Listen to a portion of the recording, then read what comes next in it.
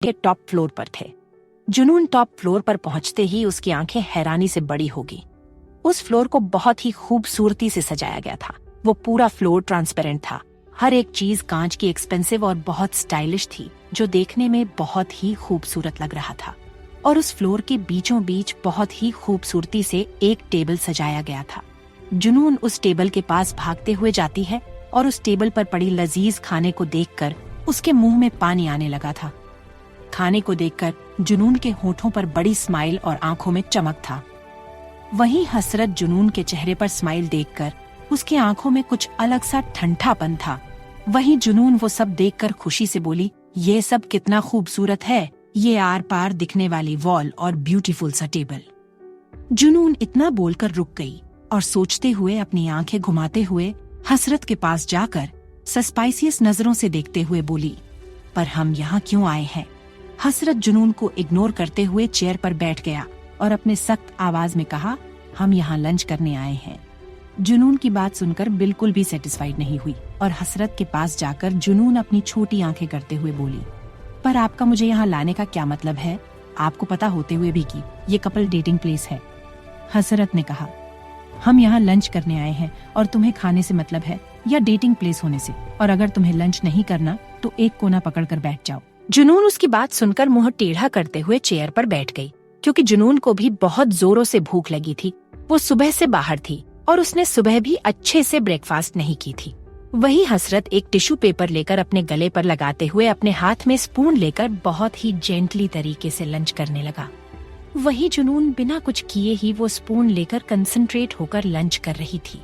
उसी पल जुनून के दिमाग में कुछ आए और तुरंत बोली, जब आप श्रेयांश कपूर से मिलने रेस्टोरेंट में गए थे तो हम वहाँ भी लंच कर सकते थे, पर हम यहाँ क्यों आए? हसरत उसे घूरते हुए कहा, मुझे पब्लिक प्लेस में खाना खा बिल्कुल भी पसंद नहीं है। जुनून बोली, पर आपको पब्लिक प्लेस क्यों नहीं पसंद? हसरत उसे गुस्से में बोला, क्या तुम्हें कॉन्ट्रैक्ट के रूल्स याद नहीं है कि तुम बिना कोई सवाल किए मैं जहाँ कहूँगा वहाँ जाना पड़ेगा? जुनून उसकी बात सुनकर गुस्से में अपनी आंखें घूमते हुए बोली, पर सर, मैं बिना सवाल किए यहाँ आई हूँ और आपने ये नहीं कहा था कि पहुँचने के बाद मैं कोई सवाल नहीं कर सकती। हसरत उसका दिमाग देखकर थोड़ा हैरान था। हसरत ने भी जुनून के बातों का अच्छा जवाब देते हुए गुस्से में इरिटेट होते हुए कहा, मैं बॉस हूँ या तुम जो मुझसे सवाल कर रही हो? जुनून उसकी बात सुनकर थोड़ा डरते हुए धीमी आवाज में बोली, आप? इतना बोलकर खाना खाने लगी और मन में बोली, अगर मैं आपकी बॉस होती तो मैं आपको अपने कंपनी से निकाल देती। वही हसरत जुनून का रिएक्शन देखकर कहा, अफसोस, पर तुम हो नहीं।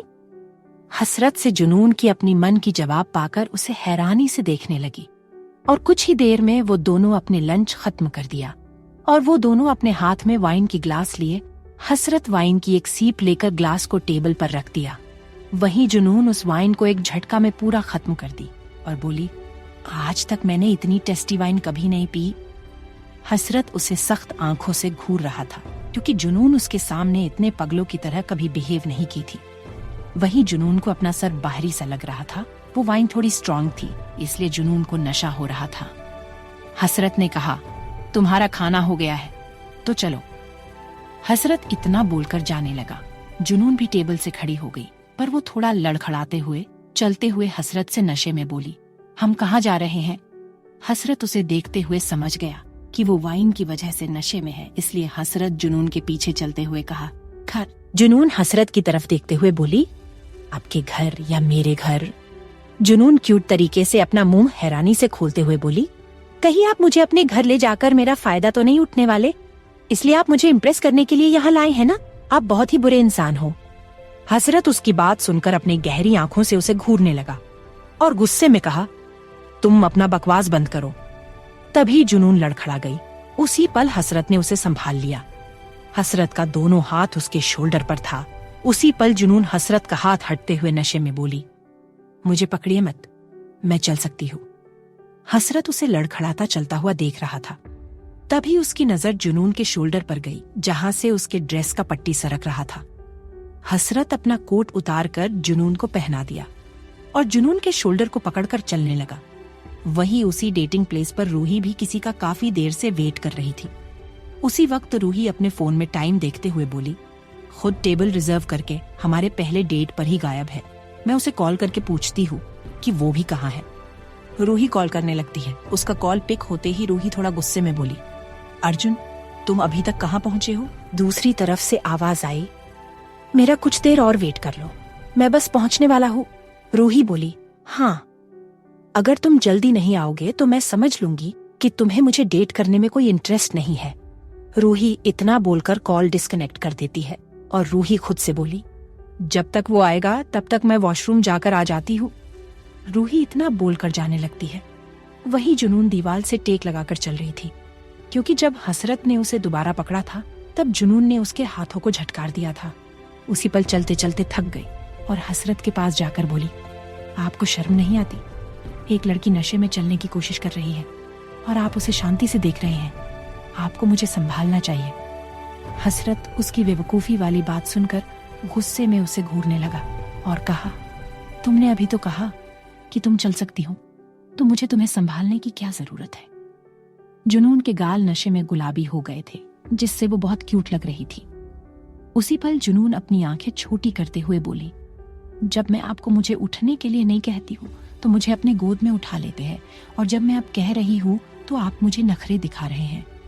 जुनून इतना बोलकर हसरत के गले में अपना दोनों हाथ डालकर खुद को उठने के लिए खुदने लगी और बोली, चलिए मुझे उठाइए, वरना मैं आपका गला नहीं छोड़ूंगी।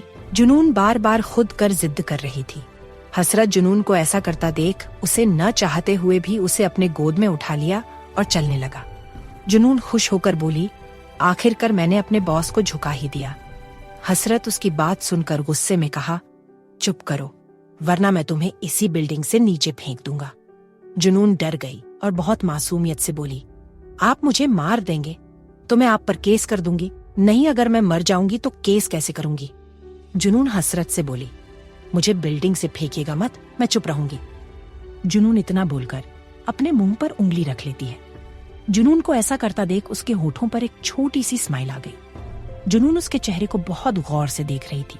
जुनून अपने एक उंगली से उसके चेहरे पर फेरते हुए बोली, आप कितने हैंडसम हैं और आपने मुझे कितनी बार बचाया है, तो आपको इनाम तो मिलना चाहिए। उसकी बात सुनकर हसरत की आंखें हैरानी से भर गई। उसी पल जुनून उसके होठों पर एक छोटा सा किस कर देती है और हसरत को प्यार से देखने लगती है। उसी पल हसरत जुनून के होठों पर अपना होठ रखकर किस करने लगा। जुनून तुरंत अपना होठ हसरत के होठों से हटकर बोली, नहीं, मैंने आपको किस करने के लिए नहीं कहा, मैंने आपको किस इसलिए दिया क्योंकि आप बहुत हैंडसम हैं। जुनून इतना बोलकर अपना मुंह रास्ते की तरफ फेर लेती है। वहीं हसरत उसे गुस्से में देखने लगा और कहा, बस कल का वेट करो। वहीं रूही वॉशरूम से बाहर निकलकर कॉरिडोर में चलने लगी।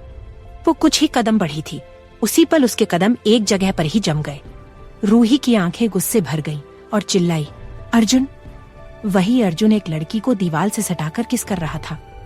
रूही की आवाज सुनते ही हैरानी से रूही को देखने लगा और वो लड़की वहां से भाग गई। अर्जुन हैरानी से बोला, तुम अभी यही हो? मुझे लगा कि मेरा वेट करते करते चली गई हो। रूही गुस्से में बोली, हाँ, मैं तुम्हारा वेट ही कर रही थी। अगर मैं आज जाती तो मुझे तुम्हारी सच्चाई कैसे पता चलती? अर्जुन रूही से कहा, तुमने अभी जो देखा वो सच नहीं है। वो लड़की ही मुझसे फ्लर्ट करने की कोशिश कर रही थी। रूही बोली, ओह अच्छा, इसलिए तुम बहक गए है ना? अर्जुन एक्सप्लेन करते हुए कहा, नहीं, ऐसा नहीं है, वो ही लड़की मुझे जबरदस्ती किस कर रही थी। रूही के आंखों में थोड़े आंसू थे क्योंकि अर्जुन रूही का पहला क्रश था। रूही बोली, क्या तुम्हें शर्म नहीं आती? झूठ बोलते हुए मैंने तुम्हें अभी देखा, उसे किस करते हुए, और मैंने तुम्हारी बात एक पल के लिए मन भी लिया।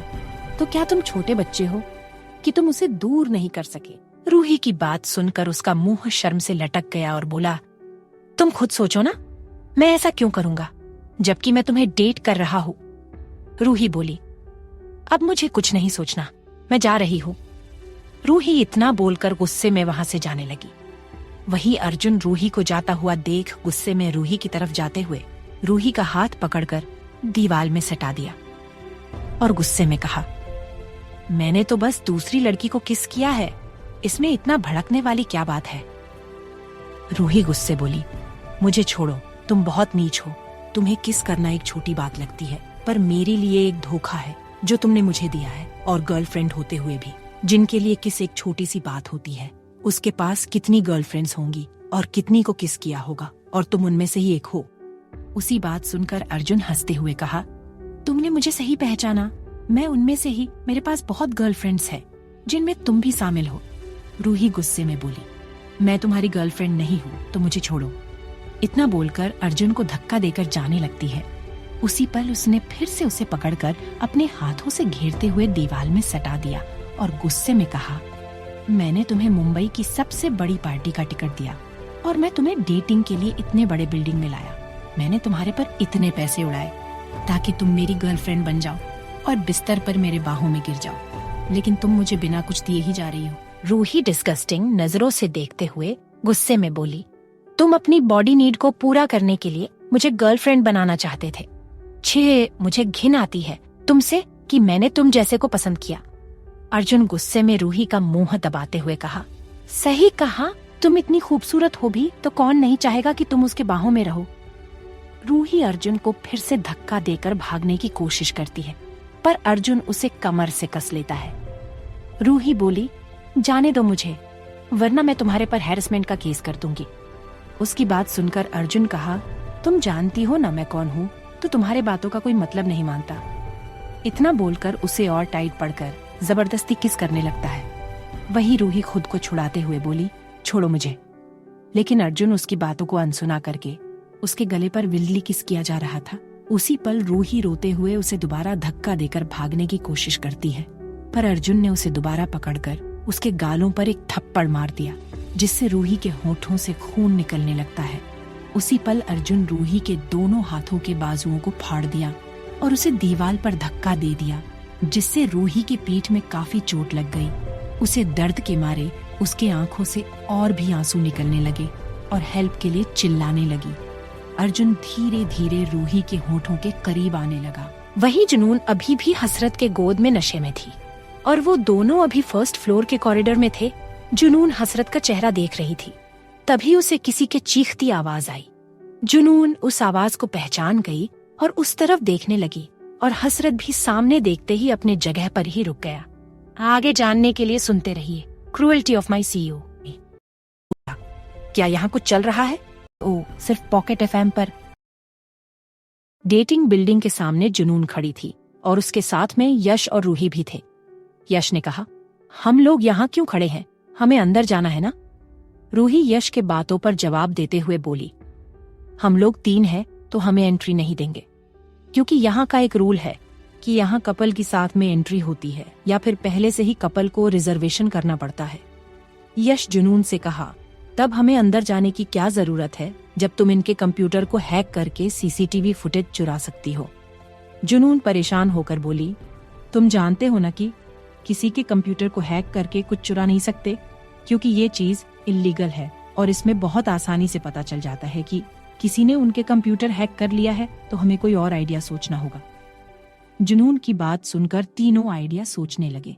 वहीं रूही के चेहरे पर थोड़ा उदासी था, क्योंकि जो उसके साथ 2 दिन पहले हुआ था उसे अभी अच्छे से भूली नहीं थी और उस बिल्डिंग को देखकर उसके चेहरे पर और भी उदासी छा गई थी। उसी पल यश की नजर रूही के उदास चेहरे पर गई। उसे उदास देख यश ने उसके कंधे पर हाथ रखकर कहा, रूही दी, तू एक बेकार लड़के के लिए उदास मत हो। ये टाइम है उसे बदला लेना का, ना कि उदास होने का। उस बेकार इंसान ने मेरे बहन का दिल तोड़ा है तो उसे भुगतना ही पड़ेगा। उसकी बात सुनकर रूही खुश थी, पर उसके आंखों में कुछ छुपाने का डर था। रूही जुनून को देखने लगी। जुनून अपनी पलकें झपकाते हुए रूही को इशारों में बोली, सब ठीक होगा। 2 दिन पहले जो हुआ था, रूही और जुनून ने यश को बस इतना ही बताया था कि अर्जुन ने बस रूही को धोखा दिया, और अगर यश को या अयांश को पता चल जाता कि अर्जुन ने रूही के साथ जबरदस्ती करने की कोशिश की है, तब यश और अयांश दोनों मिलकर अर्जुन के साथ क्या करते खुद उन्हें भी पता नहीं होता। इसलिए उन दोनों ने ये बात किसी को नहीं बताई थी, और रूही और जुनून ये भी नहीं चाहती थी कि उस अर्जुन की वजह से उनका करियर खराब हो। यश ने स्माइल करते हुए रूही से कहा, तो तुम रेडी हो? यश इतना बोलकर अपना हाथ आगे बढ़ा दिया। रूही भी स्माइल करते हुए अपना सर हाँ में हिला देती है और यश के हाथ पर अपना हाथ रख देती है।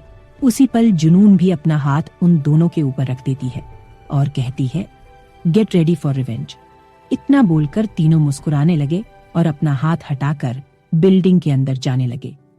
उसी पल रूही परेशान होकर बोली, हम लोग अंदर तो जा रहे हैं, पर पर प्लान क्या है? रूही की बात सुनकर तुरंत तीनों ही अपनी जगह में ठहर गए और एक दूसरे के चेहरा देखने लगे। रूही सोचते हुए बोली, मेरे पास एक प्लान है। जुनून और यश दोनों ही रूही को क्यूरियोसिटी से देखने लगे और बोले, तब जल्दी बता। रूही अपना प्लान बताना स्टार्ट कर दी और उसका प्लान सुनते ही जुनून और यश मुस्कुराने लगे। जुनून यश को देखते हुए बोली, पर इसका चेहरा क्रूएल तो नहीं दिखाता और ये दिखने में भी छोटा लग रहा है। रूही यश को देखते हुए बोली, तुम अपने मुंह पर मास्क लगा लो और अपने चेहरे पर थोड़ा गुस्सा लाओ, तब थोड़े लगोगे डेविल, मतलब हसरत सिंघानिया। जुनून भी रूही के हाँ में हाँ मिलाते हुए बोली, हाँ रूही सही बोल रही है, पर तुम सीईओ सर से थोड़े कम हैंडसम दिख रहे हो, पर चलेगा। यश जुनून की बात सुनकर चिढ़ गया और बोला, क्या तुम मेरा और अपने बॉस का कंपेयर कर रही हो? तुम शायद भूल रही हो कि मैं जब से ज्यादा हॉट और हैंडसम मॉडल हूँ और तुम कह रही हो कि मैं उनसे कम हैंडसम हूँ। रूही बोली, ठीक है, अब ओवर एक्टिंग हो गया हो तो जाओ, वरना मैं जुनून के बॉस को बुला लूंगी हमारी हेल्प के लिए। यश तुरंत बोला, नहीं, जब मैं हूँ तब उसे क्यों बुलाना। यश अपना हाथ आगे बढ़ाकर जुनून से कहा, तो हम चले अंदर। जुनून उसके हाथ पर मारते हुए बोली, तुम मेरे बॉस बने हो, जिन्हें मैं बिल्कुल भी पसंद नहीं करती हूँ, और सीसीटीवी फुटेज लेने जा रहे हैं, न कि हम डेट करने, तो चुपचाप मेरे साथ चलो। यश का तो मुंह बन गया।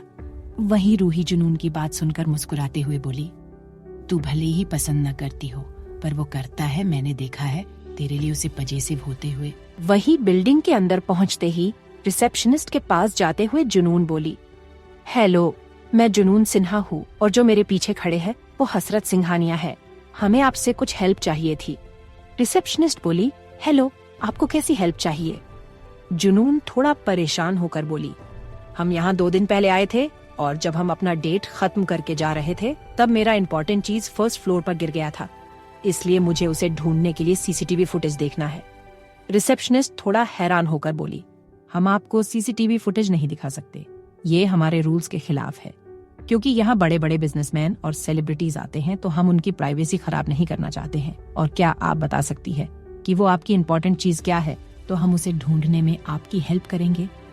उसकी बात सुनकर जुनून यश का चेहरा देखने लगी, क्योंकि जुनून इस सवाल के बारे में एक्सपेक्ट नहीं की थी। उसी पल जुनून थोड़ा दुखी होकर बोली, वो मेरा एक लॉकेट है जो मेरे लिए बहुत इंपॉर्टेंट है, क्योंकि वो लॉकेट मेरे मॉम डैड की आखिरी निशानी है। आप शायद समझ सकती हैं। जुनून रिसेप्शनिस्ट को थोड़ा इमोशनली ब्लैकमेल कर रही थी ताकि उस पर कोई शक न करे। रिसेप्शनिस्ट बोली, हम आपको सीसीटीवी कैमरा नहीं दिखा सकते, पर हम क्लीनिंग स्टाफ से पूछकर बताते हैं, शायद आपका लॉकेट उनके पास ही हो। उसकी बात सुनकर जुनून परेशान हो गई, क्योंकि रिसेप्शनिस्ट को माना बहुत मुश्किल लग रहा था। रिसेप्शनिस्ट कॉल करके पूछकर जुनून पर थोड़ा शक करते हुए बोली, सॉरी मैम, हमारे स्टाफ को ऐसा कुछ नहीं मिला, तो आप क्या बता सकती है कि आपको कैसे पता कि वो लॉकेट फर्स्ट फ्लोर पर ही गिरा है? जुनून उसकी सवाल सुनकर हैरान हो गई और बोली, बस मुझे डाउट है कि फर्स्ट फ्लोर पर ही गिरा होगा, क्योंकि मैं उस दिन बहुत नशे में थी और मुझे थोड़ी वोमिटिंग लग रही थी, इसीलिए फर्स्ट फ्लोर वाले वॉशरूम के अंदर गई थी। तब मेरा लॉकेट मेरे गले में ही था। जब मैं वॉशरूम से निकली तब उसके बाद से मेरा लॉकेट कहीं गायब हो गया, इसीलिए मैं सीसीटीवी फुटेज देखकर जानना चाहती थी कि वो लॉकेट फर्स्ट फ्लोर पर गिरा है या कहीं और। रिसेप्शन परेशान होकर बोली, पर सॉरी, हम आपको सीसीटीवी फुटेज नहीं दिखा सकते।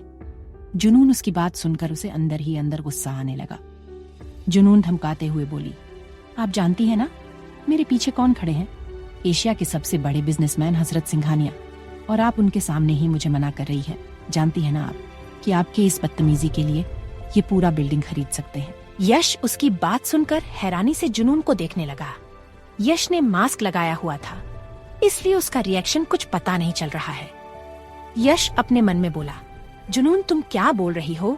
मैं डुप्लीकेट हसरत सिंघानिया यहाँ एक डेटिंग रूम नहीं बुक कर सकता और बात कर रही हो पूरी बिल्डिंग खरीदने की। वही रिसेप्शनिस्ट हैरानी से यश का चेहरा देख रही थी। तभी जुनून यश के पैर पर मारते हुए उसकी तरफ देखकर गुस्से में होने का इशारा करती है। यश जुनून के इशारे को समझ गया और तुरंत ही अपनी आंखों में गुस्सा ला दिया। रिसेप्शनिस्ट उसे देखकर थोड़ा डर गई और बोली, मैं मैनेजर से कंफर्म करके बताती हूँ। इतना बोलकर कॉल करने लगती है और कॉल पिक होते ही बोली, सर, यहाँ हसरत सिंघानिया अपनी गर्लफ्रेंड के साथ एक बहुत इंपॉर्टेंट लॉकेट ढूंढने आए हैं, इसलिए उन्हें सीसीटीवी फुटेज देखना है। रिसेप्शनिस्ट की बात सुनकर मैनेजर डरते हुए बोला, क्या तुम बेवकूफ हो? तुम जानती हो ना कि हसरत सिंघानिया कोई नॉर्मल इंसान नहीं है। अगर तुम उन्हें सीसीटीवी फुटेज दिखाने से मना करोगी तो तुम जानती हो ना वो हमारे साथ क्या करेंगे। जाओ, उन्हें फोन सीसीटीवी फुटेज दिखा दो। इतना बोलकर कॉल डिस्कनेक्ट कर दिया। रिसेप्शनली थोड़ा डरते हुए बोली, हमारे साथ चलिए। जुनून उसकी बात सुनकर खुश हो गई और यश भी मास्क के अंदर ही अंदर मुस्कुरा रहा था। जुनून चलते हुए मन में बोली, हसरत सिंघानिया का नाम लेने से कुछ तो फायदा हुआ। तीनों चलते चलते सीसीटीवी फुटेज के रूप में पहुंच गए। रिसेप्शनिस्ट फुटेज मैन को सब कुछ बताकर वो रूम से बाहर चली गई।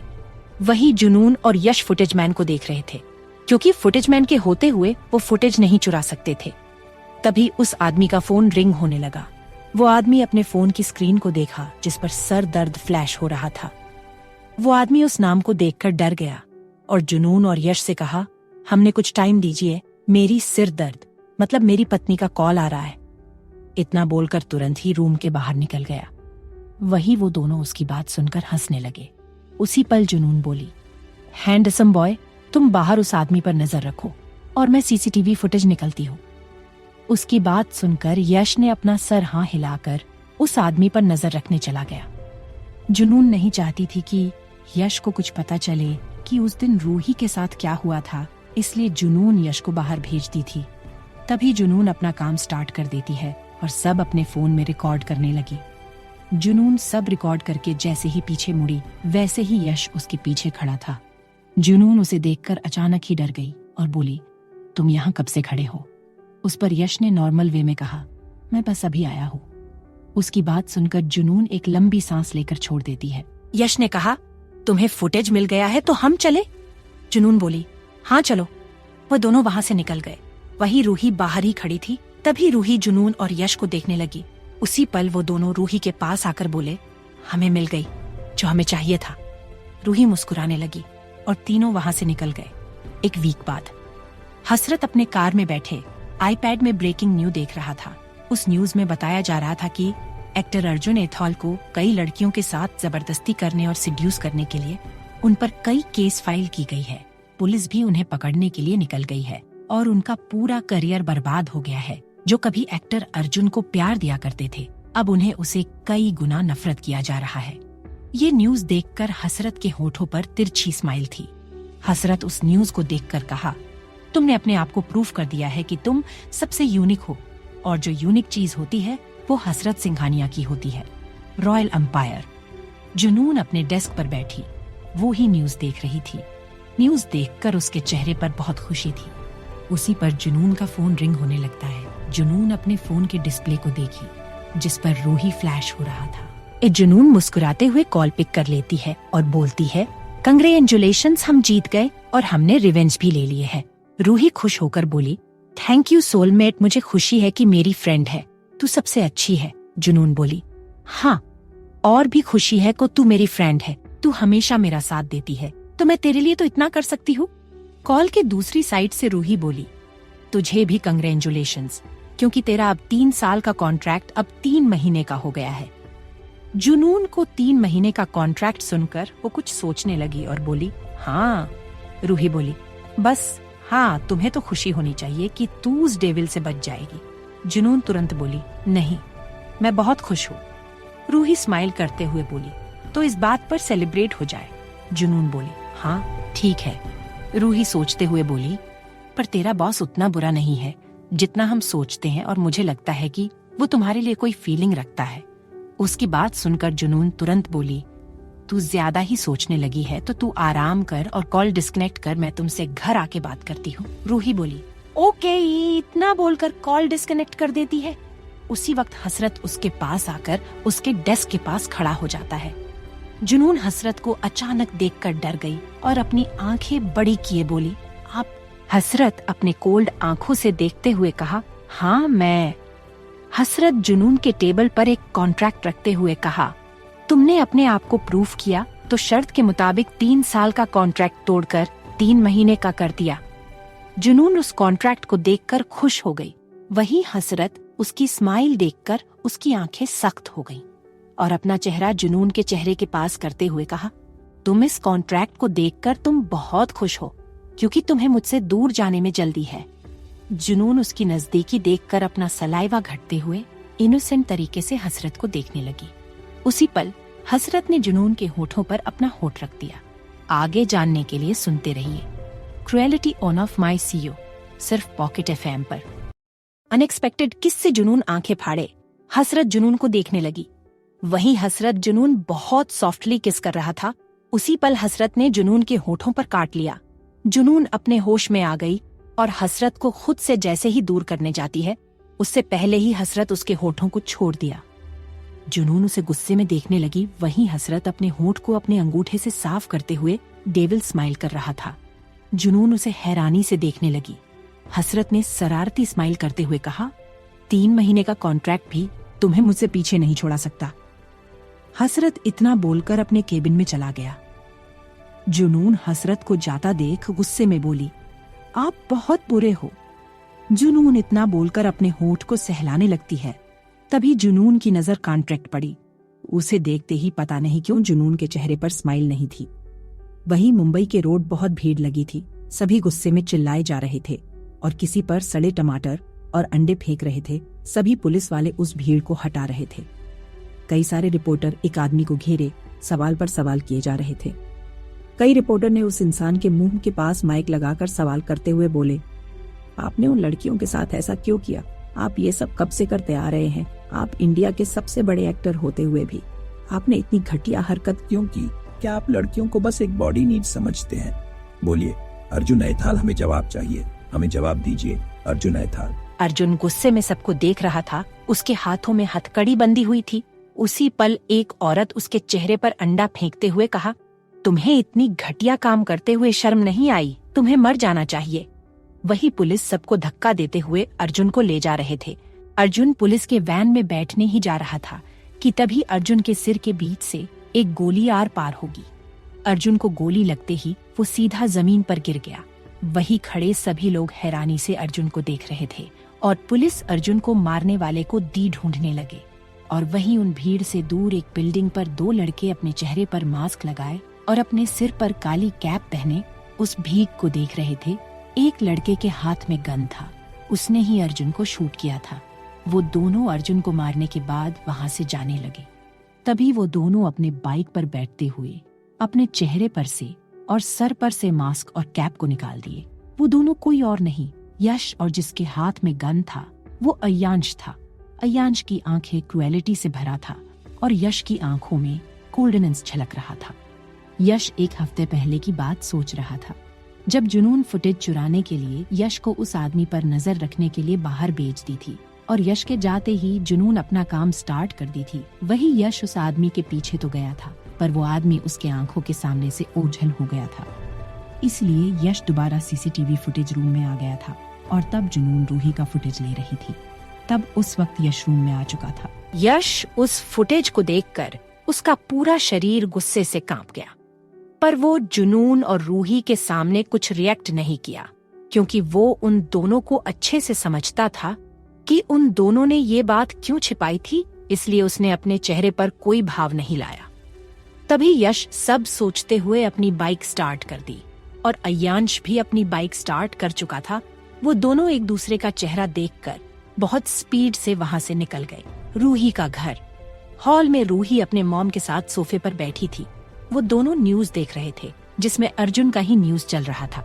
उस पर रूही की मॉम गुस्से में बोली, अच्छा हुआ ये मर गया, वरना पता नहीं कितनी लड़कियों का जिंदगी बर्बाद करता। रूही की मॉम रूही को प्यार से देखते हुए बोली, रूही तू कभी ऐसे लड़के को पसंद मत करना। रूही अपने मॉम को इमोशनली देखने लगी। उसी पल उसकी मॉम रूही के सर पर तपली मारते हुए बोली, वरना मैं तुम्हारे हाथ पैर तोड़ दूंगी। जब तुम्हें कोई लड़का पसंद आएगा तो तू सबसे पहले मुझसे मिलवाना, ताकि मैं उस लड़के को परख सकूं कि वो लड़का सही है या नहीं। रूही उसकी बात सुनकर हैरान हो गई। उसे लगा कि उसकी मॉम कुछ इमोशनल बात बोलेंगी, पर उसे डांटने लगी। उसी पल हॉल में यश और अय्यांश आ जाते हैं और यश रूही का बाल बिगाड़ते हुए सोफे पर बैठ गया। रूही यश पर गुस्सा करते हुए बोली, तूने मेरा बाल बिगाड़ दिया, रुक मैं अभी तुझे बताती हूँ। रूही इतना बोलकर यश का बाल पकड़कर खींचने लगती है, जिससे यश भी रूही का बाल पकते हुए कहा, रूही दी, मेरा बाल छोड़ दो, वरना मैं तुम्हारा भी नहीं छोड़ूंगा। वही अय्यांश सोफे के पास खड़ा उन दोनों को देख रहा था। रूही की मॉम रूही को डांटती हुई बोली, रूही, अपने छोटे भाई के बाल छोड़, तू इतनी बड़ी हो गई है और तू बच्चों वाली हरकतें कर रही है, वो तेरे छोटा भाई है। रूही अपनी मॉम की बात सुनकर मुंह बनाते हुए बोली, मॉम, पहले भाई ने ही मेरा बाल बिगाड़ा है और मुझे डांट रही है। उसकी मॉम बोली, क्यों ना डंटू, तेरे भाई एक मॉडल है और तू उसके साथ ऐसा करगी? तेरे पास तो कोई काम नहीं है और तू अपने छोटे भाई का बाल नोचकर उसका करियर खराब कर रही है। मॉम, मेरे पास जॉब नहीं है तो मेरी कोई इज्जत नहीं है। रूही की मॉम हंसते हुए बोली, हाँ, जब जॉब ढूंढ लेना तब इस घर में अपनी इज्जत ढूंढना, ठीक है मेरी प्यारी बेटी। सुशीला जी की बात सुनकर यश रूही पर हंसने लगा। रूही उसे गुस्से में घूरने लगी। रूही गुस्से में यश की तरफ देखते हुए मॉम से बोली, आप हमेशा भाई की ही साइड लेती है। वही यश रूही को चिढ़ाते हुए हंस रहा था। रूही गुस्से में उठकर अय्यांश के पास जाते हुए उसका हाथ पकड़कर बोली, भाई देखिए ना, ये मुझे चिढ़ा रहा है। अय्यांश यश की तरफ घूरते हुए बोला, तुम इसे क्यों परेशान कर रहे हो? क्या तुम मुझसे मार खाना चाहते हो? उसकी बात सुनकर यश डरते हुए कहा, नहीं भाई, इसकी कोई जरूरत नहीं है। रूही यश से बोली, देखो तुम्हारी तरफ मॉम है और मेरे तरफ पावरफुल भाई जो तुम्हें एक बार में पटक सकते हैं। रूही अय्यांश को प्यार से देखकर बोली, मेरे सबसे अच्छे भाई। यश उसकी बातों को आंख घुमाते हुए इग्नोर कर दिया और कहा, मैं तुम्हारी हमेशा मदद करता हूँ और तू अय्यांश भाई को सबसे अच्छा भाई बोल रही है। जा, मैं अब से तेरी कोई मदद नहीं करूंगा और तेरे सारे सीक्रेट्स सबको बता दूंगा। रूही हंसते हुए यश के बालों को सहलाते हुए बोली, तू भले ही मुझे कितना भी परेशान कर ले, पर तू भी मेरा अच्छा भाई है। रूही की मॉम रूही से बोली, तुम्हारा प्यार खत्म हो गया हो तो अपने भाई को छोड़ दे, क्योंकि वो दोनों थक गए होंगे। वो तेरी तरह हमेशा घर तो नहीं बैठे रहते। उनकी बात सुनकर अय्यांश ने कहा, जब रूही को जॉब करने का मन करेगा तब कर लेगी, इतनी जल्दी क्या है? यश ने भी अपने भाई के हाँ में हाँ मिलाते हुए कहा, हाँ मॉम, भाई सही कह रहे हैं। रूही अपने भाइयों को देखकर मुस्कुराने लगी और घमंड से अपने मॉम से बोली, मॉम देखा मेरे भाइयों ने अभी क्या कहा, मैं जब चाहे जॉब कर सकती हूँ। उसकी मॉम गुस्से में बोली, तुम दोनों ही इसे बिगड़ कर रखे हो। सुशीला जी परेशान होकर बोली, मैं अब जा रही हूँ डिनर की तैयारी करने। वो इतना बोलकर वहां से चली गई। रूही अय्यांश का हाथ छोड़ देती है। अय्यांश नॉर्मल वे में रूही से कहा, अगर तुम्हें कोई भी परेशान करे या कोई भी प्रॉब्लम हो तो छिपाना मत। वो इतना बोलकर चला गया। रूही अय्यांश की बात सुनकर हैरान हो गई और यश की तरफ देखने लगी। वही यश रूही से नजरें चुरा रहा था। रूही समझ गई कि उसने सब कुछ बता दिया है। रूही गुस्से में यश को देखते हुए उसकी तरफ बढ़ने लगी। उसी पल यश भागते हुए बोला, सॉरी, मैंने भाई को बता दिया, पर भाई सही बोल रहे थे। वो इतना बोलकर वहां से भाग गया। रूही उसे गुस्से में देखने लगी। आधी रात जुनून अपने सोफे पर बैठी, टेबल पर रखी कॉन्ट्रैक्ट को घूर रही थी। वो कॉन्ट्रैक्ट को देखकर कुछ सोच रही थी। जुनून सोचते हुए बोली, आप मुझे हमेशा क्यों बचाते रहते हैं? मुझे पता है कि आपकी चाहत मेरी बॉडी नहीं है, पर आप मुझे अपने से दूर नहीं जाने देते, क्यों? वही हसरत अपने खिड़की के पास खड़ा चांद को देखते हुए कहा, क्योंकि मैं तुम्हें खुद से दूर नहीं जाने दे सकता। तुम वो लड़की हो जिससे मैं नफरत नहीं करता। दूसरी तरफ जुनून अपनी आंखें बंद करते हुए सोफे पर लेट गई और बोली, ऐसा नहीं है कि मैं आपको ना पसंद करती हूँ, मेरी भी कोई वजह है आपको ना पसंद करने के लिए। अगले दिन जुनून कंपनी में पहुंच चुकी थी। जुनून ने एक बहुत खूबसूरत लेवेंडर कलर की मिनी फ्रॉक पहनी हुई थी, जिसमें वो बहुत खूबसूरत लग रही थी। वो अपने डेस्क पर बैठी काम कर रही थी। उसी पल हसरत उसके डेस्क को क्रॉस करके अपने केबिन में जाने लगा, पर अगले ही पल हसरत अपने जगह पर ठहर गया और कुछ कदम पीछे करते हुए जुनून के डेस्क के पास पहुंच गया। जुनून तुरंत अपने डेस्क से खड़ी हो गई और हसरत को ऊपर से नीचे तक देखने लगी। हसरत ने भी आज लेवेंडर कलर की 3 पीस सूट पहना हुआ था। उसके ऊपर के शर्ट के 2 बटन खुले थे, जिससे उसका मस्कुलर सीना साफ दिख रहा था। वो बहुत हैंडसम और कुल लग रहा था। वहीं हसरत जुनून को अपने इंटेंस नजरों से ऊपर से नीचे तक देखकर उसके होठों पर एक तिरछी स्माइल थी। हसरत ने शरारती स्माइल करते हुए कहा, क्या तुम ये ड्रेस जानबूझकर पहनकर आई हो? क्या तुम सबको अनाउंस करना चाहती हो कि हमारी शादी हो गई है? जुनून उसकी बात सुनकर एक स्माइल देते हुए बोली, नहीं, मुझे अनमैरिड कहलाना पसंद है। और रही आपका क्लॉथ और मेरी ड्रेस का कलर तो इत्तेफाक से मिल गया, वरना मुझे पता होता कि आप इस कलर की कोल्थ पहन के आने वाले हैं तो मैं इसे पहन कर ही नहीं आती। जुनून की बात सुनकर हसरत उसके पास जाने लगा और अपना एक एक कदम जुनून की तरफ बढ़ते हुए कहा, क्या तुम्हें मुझसे इतनी नफरत है? जुनून हसरत को अपने पास आता देख वो अपने एक एक कदम पीछे कर रही थी। जुनून हसरत की बात सुनकर उसके गहरी आंखों में देखने लगी। जुनून उसे क्या जवाब दे, उसे खुद समझ नहीं आ रहा था। उसी पल जुनून दीवार से टकरा गई और हसरत उसके बेहद ही करीब आ गया। जुनून की धड़कनें तेज हो गई और जुनून अपनी धड़कनों को सुन पा रही थी। हसरत ने कोल्ड वॉइस में कहा, जवाब दो। जुनून हकलाते हुए बोली, पहले आप मुझसे दूर हुई तब मैं आपको बता सकती हूँ। हसरत उसकी बात सुनकर ठंडी आवाज में कहा, जो मुझे तुमसे दूर करेगा वह बात नहीं सुननी। इस वक्त वह दोनों एक दूसरे की आंखों में देख रहे थे। हसरत ने कहा, तुम्हारी बॉडी की फ्रेग्रेंस और तुम आज दोनों ही लैवेंडर है। मैं इस लैवेंडर की खुशबू को और करीब से महसूस करना चाहता हूँ। हसरत की बात सुनकर जुनून अपने होश में आ गई और बोली, आपका 10 मिनट में एम्प्लॉइज के साथ एक मीटिंग है, इसलिए मुझे मीटिंग की तैयारी करनी है, तो मुझे जाने दीजिए। इतना बोलकर हसरत के बदल से खिसकने की कोशिश करती है, पर हसरत अपने दोनों बाजुओं से जुनून को घेर लेता है। जुनून फिर से घबराई आवाज में बोली, देखिए, मुझे जाने देंगे तो मैं मीटिंग की तैयारी टाइम पर कर पाऊंगी। हसरत ने अपने कॉल वॉइस में कहा, इतनी जल्दी क्या है? हसरत इतना बोलते ही अपने एक हाथ से जुनून के कमर को पकड़कर अपनी तरफ खींच किया, जिससे जुनून उसके एकदम सीने से सट गई और अब जुनून का होठ हसरत के सीने पर सटा था। जुनून के किस से हसरत की धड़कनें तेज होगी और वहीं जुनून की धड़कनें किसी बुलेट ट्रेन की तरफ फास्ट चल रही थी। आगे जानने के लिए सुनते रहिए क्रूएल्टी ऑफ माई CEO, सिर्फ पॉकेट FM पर। वो दोनों किसी स्टैचू की तरह खड़े थे। जुनून हसरत के सीने को आंखें फाड़े देख रही थी। जुनून तुरंत हसरत के सीने से दूर हो गई। वहीं हसरत जुनून के दूर होते ही वो अपने चेस्ट पर देखा, जिस पर जुनून के लिपस्टिक के निशान थे। उसी पल जुनून अपने डेस्क पर रखी टिश्यू पेपर को उठाकर हसरत के चेस्ट को साफ करने जा रही थी। जुनून का हाथ हसरत के सीने से कुछ इंचेस पर ही थे कि तभी हसरत ने जुनून का हाथ पकड़ लिया और उसे घूरने लगा। जुनून हसरत की आंखों में देखने लगी। हसरत अपने कोल्ड वॉइस में कहा, तुम करना क्या चाहती हो? क्या तुम मुझे सिड्यूस कर रही हो? पहले तुम मेरे होठों पर और अब मेरे चेस्ट तक पहुंच गई। जुनून अपना हाथ छुड़ाने की कोशिश करते हुए बोली, मेरा हाथ छोड़ दीजिए। मैं मानती हूँ कि कभी कभी मुझसे गलती हो जाती है, पर आज आपकी गलती है। आपने ही मुझे अपने तरफ खींचा था, इसलिए मेरा होठ आपके। जुनून इतना बोलकर रुक गई क्योंकि उसे बोलने में हिचकिचाहट हो रही थी। क्या मेरे? हसरत ने कहा।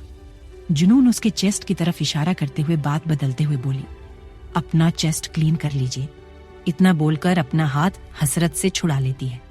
हसरत अपने चेस्ट को देखते हुए बटन बंद कर दिया। जुनून हसरत को देखने लगी और बोली, आप ये क्या कर रहे हैं? आपको पहले अपने चेस्ट को साफ कर लीजिए। हसरत ने अपने सख्त आवाज में कहा, ये मेरा चेस्ट है तो मैं जो चाहे वो करूं। जुनून अपनी अपने भौहें से कुड़ते हुए बोली, आप यही चाहते हैं तो मुझे क्या, मैं जा रही हूँ मीटिंग रूम को रेडी करने। जुनून इतना बोलकर जाने लगी। हसरत भी मीटिंग रूम की तरफ जाने लगा। जुनून उसे अपने भौं चढ़ाते हुए बोली, आप मेरे पीछे क्यों आ रहे हैं? हसरत ने भी अपने भौहें को ऊपर कार्य हुए अपने रिस्ट वॉच को जुनून की तरफ करते हुए कहा, मीटिंग का टाइम हो गया है।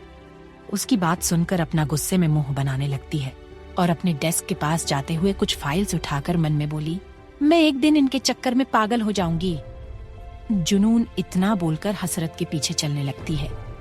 वो दोनों जैसे जैसे मीटिंग रूम की तरफ बढ़ रहे थे, वैसे ही सभी एम्प्लॉइज हसरत और जुनून को देख रहे थे, क्योंकि जुनून और हसरत ड्रेस की कलर की वजह से वो दोनों एक स्वीट कपल लग रहे थे। फीमेल एम्प्लॉइज जुनून से बहुत जल रही थी। उन दोनों को देखकर एम्प्लॉइज एक दूसरे में बातें करते हुए बोले, CEO सर और जुनून ने एक जैसे क्यों कपड़े पहने हैं? मुझे इन दोनों को साथ में देखकर जलन हो रही है। एक लड़की जुनून को देखते हुए बोली, लगता है जुनून जानबूझकर आज सर के कलर की ड्रेस पहनकर आई है। ये लड़की सर को अपने खूबसूरती के जाल में फंसाना चाहती है। तीसरी लड़की बोली, जुनून इस कंपनी के सभी लड़कों को अपने खूबसूरती के जाल में फंसा चुकी है और पता नहीं इसके कितने बॉयफ्रेंड होंगे और अब सर को इस तरह सेड्यूस करने की कोशिश कर रही है। उन लड़कियों की बात सुनकर जुनून को गुस्सा आ रहा था। वही हसरत उनकी बातें सुनते ही अपने जगह पर ही ठहर गया। हसरत का चेहरा बहुत सख्त लग रहा था। तभी हसरत ने सख्त आवाज पर गुस्से में कहा, तुम लोग यहाँ काम करने आते हो, न कि गॉसिप करने।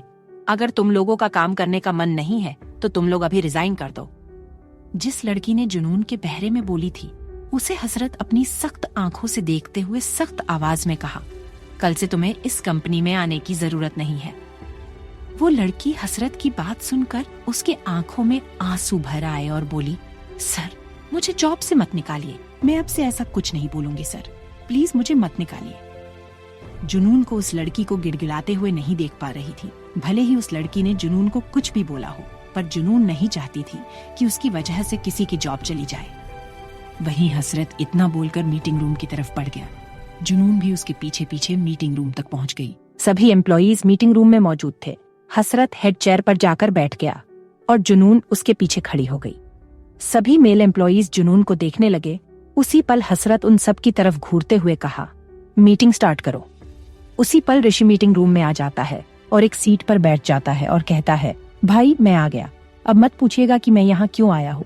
मुझे अपने भाई के कंपनी में पूछ कर आने की जरूरत नहीं है। हसरत उसकी बात को इग्नोर कर दिया और एम्प्लॉयज को मीटिंग शुरू करने का इशारा कर दिया, क्योंकि ऋषि वीक में 2 से 3 बार इस कंपनी में आ ही जाता था। ऋषि जुनून को देखते हुए स्माइल करके अपना हाथ हवा में हिलाते हुए कहा, हेलो मिस जुनून। ऋषि के हेलो से सभी लोग जुनून को देखने लगे। जुनून सबको देखते हुए एक फीकी स्माइल करके ऋषि को पास कर दी। मीटिंग स्टार्ट हो गई थी, पर लड़कों की नजरें कभी मीटिंग में तो कभी जुनून पर थी।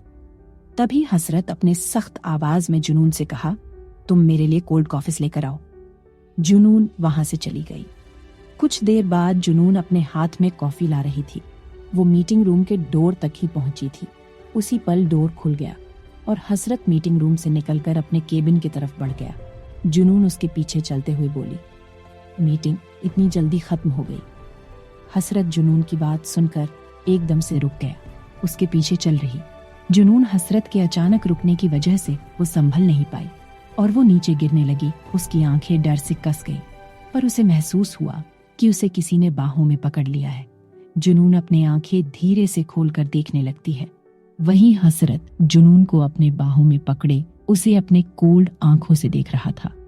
वहीं उन दोनों के कुछ दूरी पर खड़ा ऋषि हैरानी से उन दोनों को देख रहा था, पर उसके होठों पर स्माइल भी थी।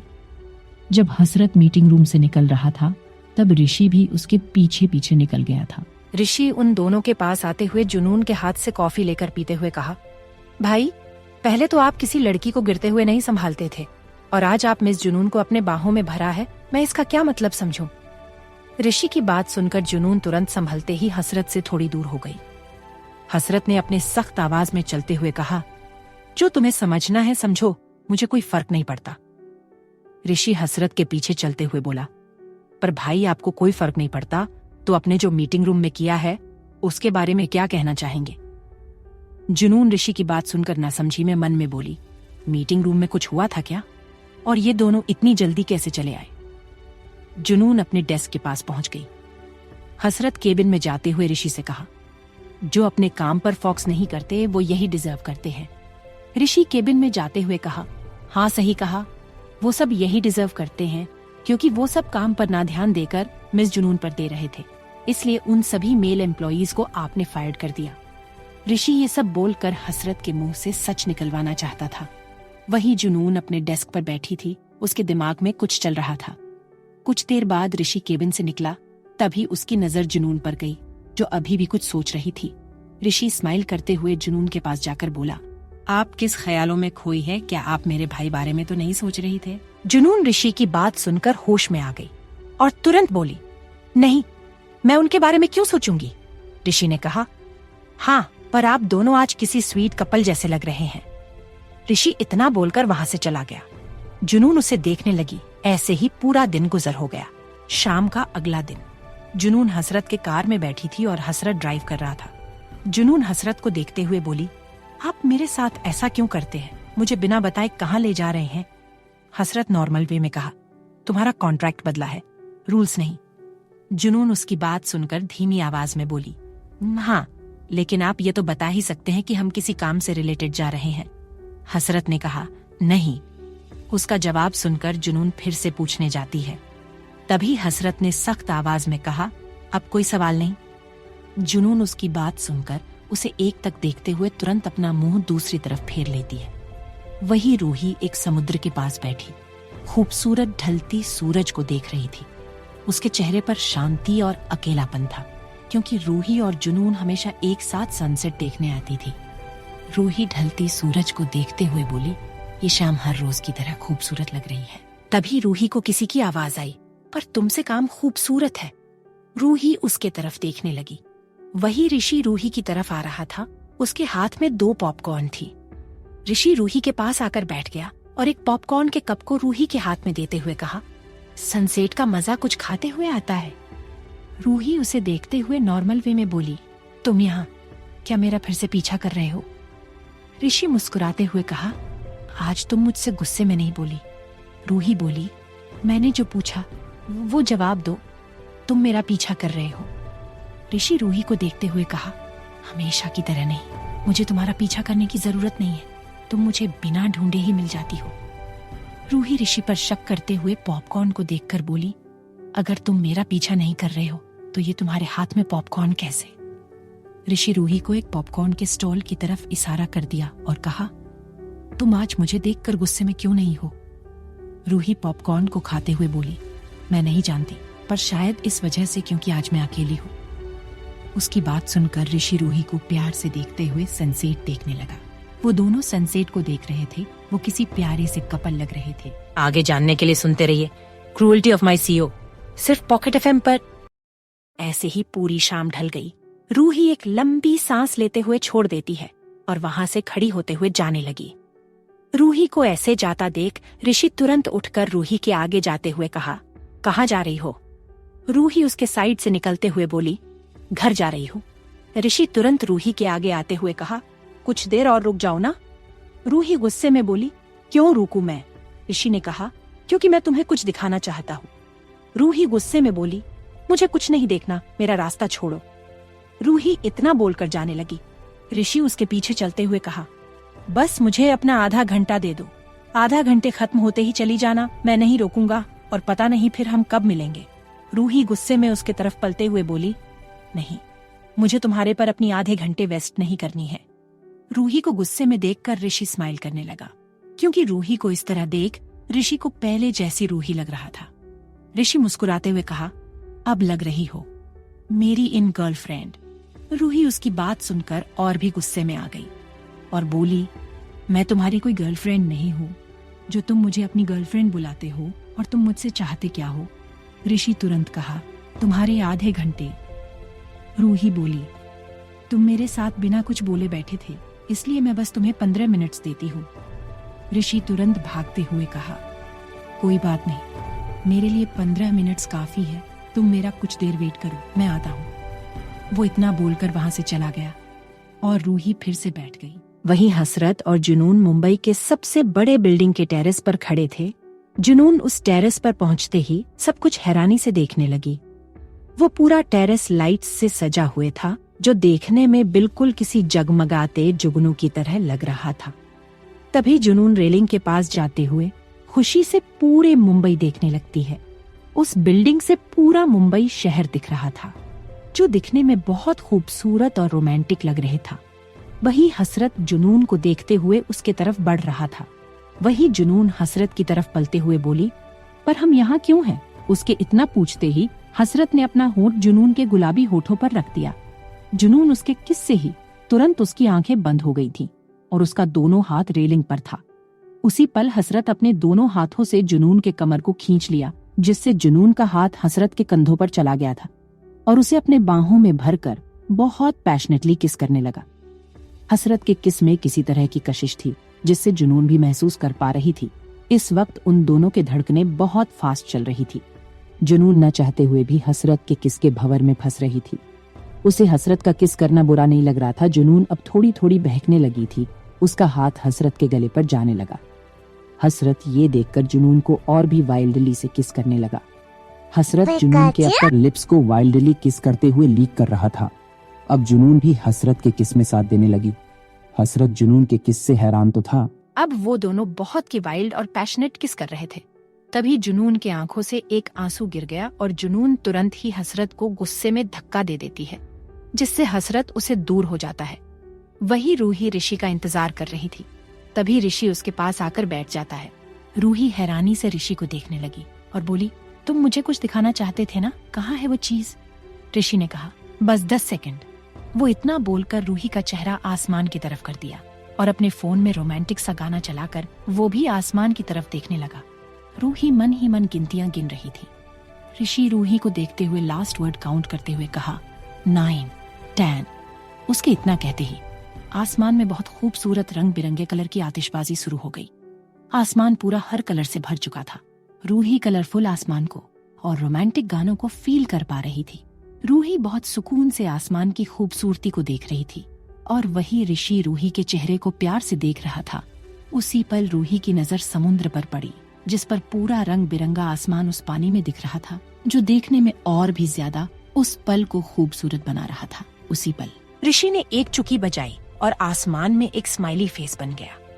रूही उस स्माइली को देखकर उसके चेहरे पर एक स्वीट सी स्माइल आ गई। ऋषि रूही के स्माइल को देखकर खुश हो गया।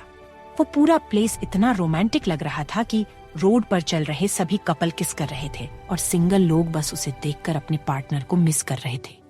ऋषि और रूही वो दोनों किसी कपल की तरह आसमान को देख रहे थे। उसी पल रूही अपने जगह से उठ खड़ी हो गई और वो जाने लगी। ऋषि रूही को जाता हुआ देख ऋषि उसके पीछे चलते हुए कहा, हे रुको, मैं भी आ रहा हूँ। रूही ऋषि को बिना देखे बोली, तुम मेरे पीछे क्यों आ रहे हो? तुम्हारा टाइम खत्म हो चुका है। ऋषि उसके बगल में चलते हुए कहा, हाँ मैं जानता हूँ, मैं बस इतना जानना चाहता हूँ कि तुम्हें आतिशबाजी देखकर कैसा लगा। रूही उसे बिना जवाब दिए आगे बढ़ने लगी। ऋषि उसके आगे जाते हुए कहा, सच बताना, तुम्हें अच्छा लगा है ना? मैंने देखा तुम्हें मुस्कुराते हुए। रूही आंखें छोटी करते हुए बोली, नहीं, मैं कब मुस्कुराई? ऋषि मुस्कुराते हुए कहा, तुम एक्सेप्ट नहीं करना चाहती तो कोई बात नहीं, पर तुम मेरे साथ कुछ देर तक चल ही सकती हो। रूही उसकी बात सुनकर कुछ नहीं बोली और उसके साथ चलने लगी। वो दोनों कुछ देर तक चले ही थे। तभी रूही नॉर्मल वे में बोली, थैंक्स आज के लिए। वो इतना बोलकर जाने लगी। वही ऋषि अपने पैंट में हाथ डाले रूही को जाता देख मुस्कुरा रहा था। वही जुनून हसरत को गुस्से में देखते हुए बोली, आप मेरे बार बार करीब क्यों आते हैं? आपका मेरे करीब आना मुझे पसंद नहीं है। हसरत जुनून के बेहद ही पास जाकर सख्त आवाज में कहा, जब तुम्हें मेरा तुम्हारे करीब आना नहीं पसंद है तो तुमने जो अभी किया वो क्या था? जुनून अपनी आंखें चुराते हुए बोली, वो बस एक गलती है जो मुझसे हो गई थी। हसरत जुनून को गुस्से में देखते हुए जुनून को अपने बाहों में जकड़ लिया और कहा, गलती कभी जानबूझकर नहीं की जाती। जुनून गुस्से में अपने आप को छुड़ाने की कोशिश करते हुए हसरत के बातों को पलते हुए बोली, मैं आप नहीं हूं जो जानबूझकर मुझे किस कर लेते हैं बिना किसी वजह के। हसरत ने कहा, क्या तुम्हें मेरे किस में साथ देने का कोई वजह था जो तुम मुझसे पूछ रही हो? जुनून बोली, मैंने कहा ना, बस वो एक गलती थी जो मुझसे हो गई। जुनून हसरत पर बात पलते हुए बोली, आप मुझे किस हक से इस तरह छूटे हैं? ना आप मुझे अपनी वाइफ मानते हैं और ना ही मैं आपका प्यार हूँ, तो आप बताइए कि आप मुझे किस वजह से छूटे हैं, मैं जानना चाहती हूँ। हसरत गुस्से में आग बबूला होते हुए जुनून को और भी जकड़ लिया और कहा, मुझे तुम्हें छूने के लिए किसी वजह की जरूरत नहीं है, क्योंकि तुम मेरी लीगली वाइफ हो। हसरत इतना बोलकर जुनून को फिर से वाइल्डली किस करने लगा। वही जुनून गुस्से में खुद से दूर करने लगी। उसी वक्त हसरत जुनून को और भी वाइल्डली किस करने लगा और अपने कदम को उसके तरफ बढ़ाते हुए जुनून को रेलिंग से सटा दिया और अपना हाथ जुनून के कमर से हटा दिया। वही अब जुनून के आंखें भीग चुकी थी। हसरत अपने दोनों हाथ गले में डाल दिया और उसे गले को सकलाते हुए बेहताशा किस करते हुए उसके होठों को टॉर्चर करते हुए काट रहा था, जिससे जुनून का खून हसरत के मुंह में जा रहा था। वहीं जुनून को अपने होठों पर बहुत दर्द हो रहा था और उसको सांस लेने में भी प्रॉब्लम होने लगी। तभी हसरत उसे एक पल में ही छोड़ दिया और अपने होठों पर लगी खून को अपने अंगूठे से पूंछ दिया और अपने गहरी आंखों से जुनून को देखने लगा। वहीं जुनून हसरत से छूटे ही अपने गले पर हाथ रखते हुए लंबी लंबी सांसें लेने लगी। तभी जुनून को अपने गले में कुछ महसूस हुआ जुनून अपने लगे पर देखने लगी। उसके गले में एक बहुत ही खूबसूरत डायमंड का पेंडेंट था। जुनून अपने गले पर पेंडेंट देखकर हैरान हो गई, क्योंकि अभी कुछ वक्त उसके गले पर कुछ नहीं था और अब उसके गले पेंडेंट था। उसी पल हसरत की सख्त आवाज आई, ये पेंडेंट तुम्हें मेरी हर वक्त याद दिलाती रहेगी कि हसरत सिंघानिया तुम्हारा पति है। उसकी बात सुनकर जुनून गुस्से में अपनी आंखें चढ़ाते हुए बोली, आप मेरे पति नहीं हैं। जुनून इतना बोलकर उस पेंडेंट को खींचने जाती है, तभी हसरत अपने सख्त आवाज में कहा, तुम इसे अपने गले से उतारने के बारे में सोचना भी मत, वरना वो करूंगा जो तुम सोच भी नहीं सकती। हसरत इतना बोलकर जुनून की तरफ बढ़ गया। वहीं जुनून डर से पीछे जाने लगी। हसरत उसके बेहद पास आकर जुनून के होठों को देखने लगा। जुनून के होठों से अभी भी खून आ रहा था। उसी पल हसरत ने जुनून के कटे होठ पर एक किस करके लीक कर लिया और बिना कुछ बोले जाने लगा। जुनून की आंखों में कुछ अजीब से फीलिंग दिख रही थी, जैसे वो कितने दिनों से छिपा कर रखी थी और अब उसके आंखों से झलक रहा था। जुनून अपने होठों को छूने लगी। अब उसके होठों से खून नहीं बह रहा था और उसके होठों की दर्द भी अब थोड़ी कम हो गई थी। आगे जानने के लिए सुनते रहिए क्रूएल्टी ऑफ माई सीईओ, सिर्फ पॉकेट एफएम पर। माई सीईओ सिर्फ पॉकेट एफएम पर। वही हॉल में शीला जी और सोहिल जी दोनों ही एक दूसरे के अपोजिट में सोफे पर बैठे थे और उसके बीच में कांच की टेबल पर चेस बोर्ड रखा हुआ था। सोहिल जी मुस्कुराते हुए शीला जी को देख रहे थे। शीला जी चेस बोर्ड को देख रही थी। सोहिल जी ने हंसते हुए कहा, अब तुम क्या करेंगे? मैंने तुम्हें हर तरफ से घेर लिया है। शीला जी गुस्से में बोली, हम आपको हरा ही देंगे। उन दोनों के पीछे सारे सर्वेंट खड़े थे। शीला जी की तरफ सब फीमेल सर्वेंट और सोहिल जी की तरफ मेल सर्वेंट खड़े थे। उन दोनों को ही चेयर कर रहे थे। तभी चेयर करते हुए फीमेल सर्वेंट बोली, हाँ, हमें यकीन है कि आप ही जीतेंगी मैडम। उसकी बात सुनकर मेल सर्वेंट बोले, हमें भी यकीन है कि हमारे सर जिनेंगे। उन सर्वेंट की बात सुनकर शीला जी गुस्से में सभी सर्वेंट को घूरने लगी। शीला की घूरती नजर पाकर सभी मेल सर्वेंट डर गए। सोहिल जी शीला जी को देखकर बोले, तुम मेरे चेयर करने वालों को डरा रही हो, ये गलत है। शीला जी अपने पति को भी गुस्से में घूरने लगी।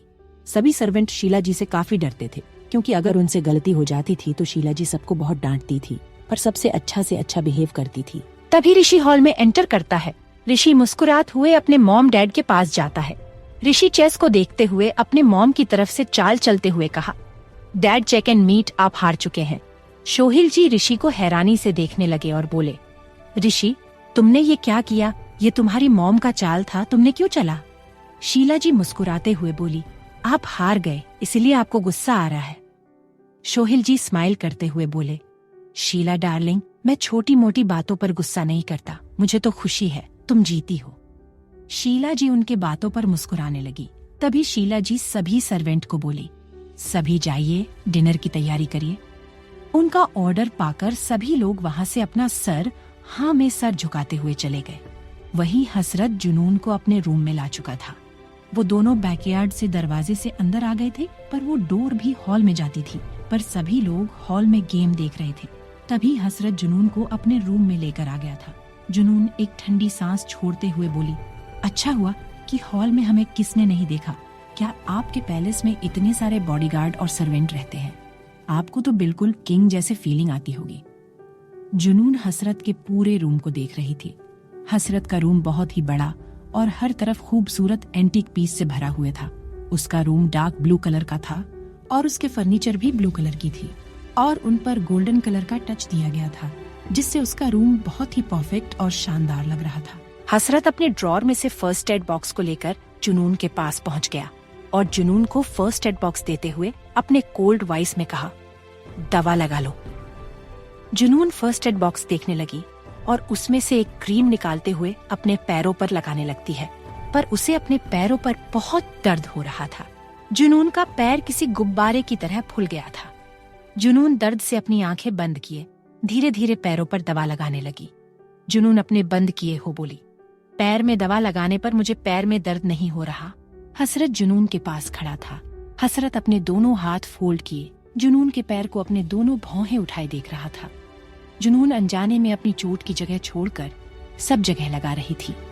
हसरत ने सख्त आवाज में कहा, क्या तुम्हें व्हीलचेयर पर जिंदगी पर चलना चाहती हो? जुनून उसकी बात सुनकर उसे देखने लगी। हसरत ने उसके पैर की तरफ इशारा कर दिया। जुनून न समझी मैं अपने पैर को देखने लगी।